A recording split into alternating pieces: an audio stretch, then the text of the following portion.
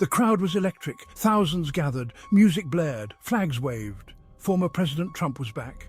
The rally in Butler, Pennsylvania, was supposed to be a show of force, a celebration of his enduring appeal. Then the unthinkable: gunshots, screams, a sea of people running for their lives. A festive evening instantly transformed into a scene of terror. The air was thick with fear. Confusion reigned. Was this a coordinated attack? A lone wolf? The questions were endless. One thing was clear: America, already on edge, had crossed a dangerous line. America in 2024 is a powder keg. The tension in the air is palpable, and the nation stands on the edge of a precipice. Every day the news is filled with stories of conflict and division, painting a grim picture of a country at war with itself. The political climate is toxic. Divisions run deep. Families are torn apart by differing beliefs, friendships are strained, and communities are fractured. The once United States now seem more divided than ever before. The left, the right, each side is entrenched in its own ideology, unwilling to listen or compromise. The chasm between them widens with each passing day, fueled by a relentless cycle of blame and mistrust. Two sides locked in a bitter battle for the soul of the nation.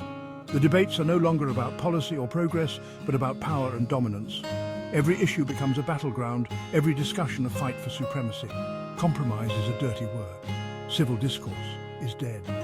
In its place, we find shouting matches and echo chambers, where only the loudest and most extreme voices are heard. The middle ground has vanished, leaving only extremes. Social media amplifies the hate. Platforms designed to connect us now serve as breeding grounds for division and hostility. Algorithms push the most inflammatory content to the forefront, ensuring that anger and outrage dominate our feeds. The Trump shooting incident is a symptom of this sickness. It is a stark illustration of how words can incite actions, how rhetoric can lead to real-world violence. The lines between speech and action blur, with devastating consequences. A terrifying reminder of how far we've fallen. The shock and horror of such events should serve as a wake-up call, but instead, they often deepen the divide, with each side using the tragedy to further their own narrative. The political rhetoric is dangerous. Words that once would have been unthinkable are now commonplace. Leaders and influencers use inflammatory language to rally their base, often with little regard for the potential fallout. Both sides demonize the other. Words have consequences. The dehumanization of opponents makes it easier to justify extreme actions against them. When we see our fellow citizens as enemies, the threshold for violence lowers. When hate and fear become the norm, violence is not far behind. The streets become battlegrounds, and the news is filled with images of clashes and chaos. The cycle of violence feeds on itself, growing ever more intense. The Trump shooting is a wake-up call. It is a moment that demands reflection and action. We must ask ourselves how we got here and what we can do to change course. The future of our nation depends on it. We are on the brink. The choices we make now will determine whether we pull back from the edge or plunge into deeper chaos.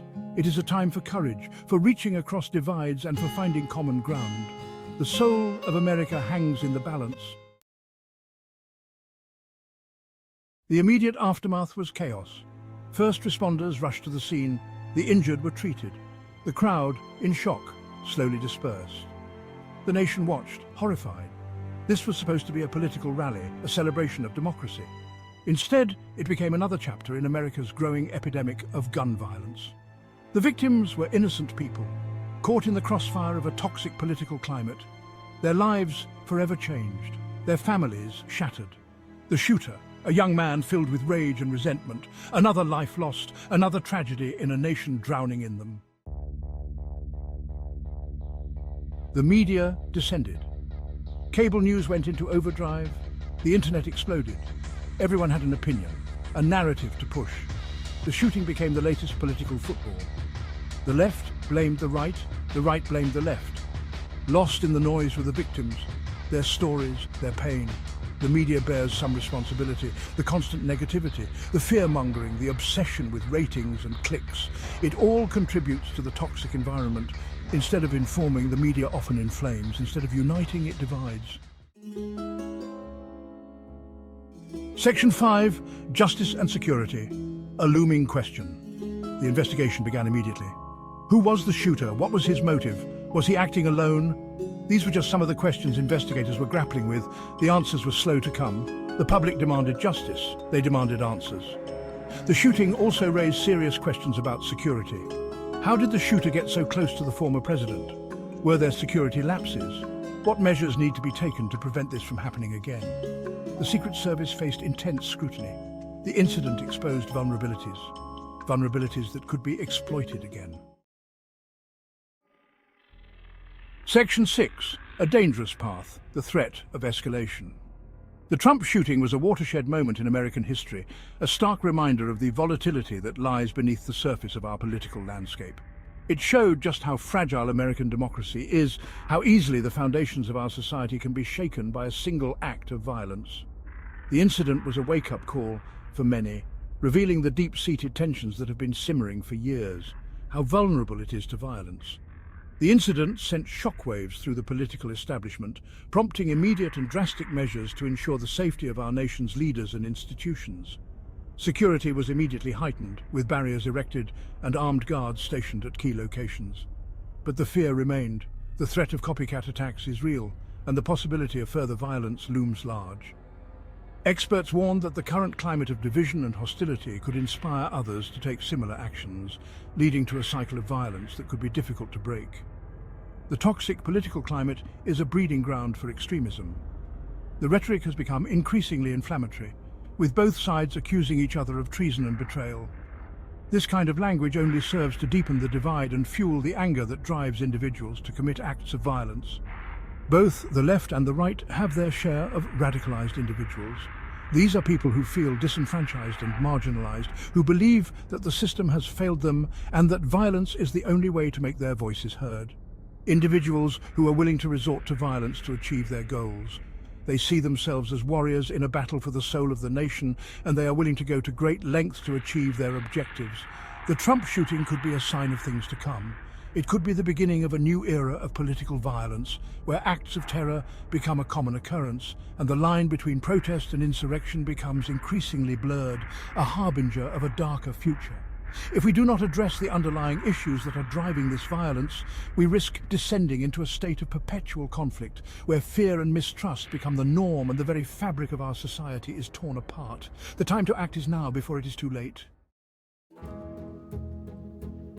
Section 7. Bridging the divide, a glimmer of hope. In the wake of the shooting, there were calls for unity, for healing, for a rejection of violence. These calls came from both sides of the political aisle, from Democrats and Republicans, from liberals and conservatives. A glimmer of hope in a dark time. Some politicians used the tragedy to call for peace, to urge Americans to come together, to reject the politics of hate and division. These voices were drowned out by the louder voices of anger and fear, but they were there, and they offered a ray of hope. Section 8. A call for unity and peace. The Trump shooting was a tragedy for the victims and their families. The pain and sorrow felt by those who lost loved ones is immeasurable. Their lives have been forever altered, and the void left behind is one that can never truly be filled. The grief that has enveloped these families is a stark reminder of the human cost of violence. A tragedy for America. It is a stark reminder of the fragility of our democracy. Our nation, built on the principles of freedom and justice, is not immune to the forces of hatred and division. This event has shaken the very foundations of our society, reminding us that we must remain vigilant in protecting our democratic values and the importance of rejecting violence. We must find a way to bridge the divide. In times of crisis, it is easy to succumb to anger and fear, but we must rise above these emotions. We must seek out common ground and work towards understanding and compassion. By doing so, we can create a society where differences are celebrated rather than feared, to come together, to heal. We must start by rejecting the politics of hate and division. Our leaders play a crucial role in shaping the discourse of our nation, and it is imperative that they promote messages of unity and peace. We, as citizens, must also take responsibility for our actions and words, ensuring that we contribute to a culture of respect and kindness.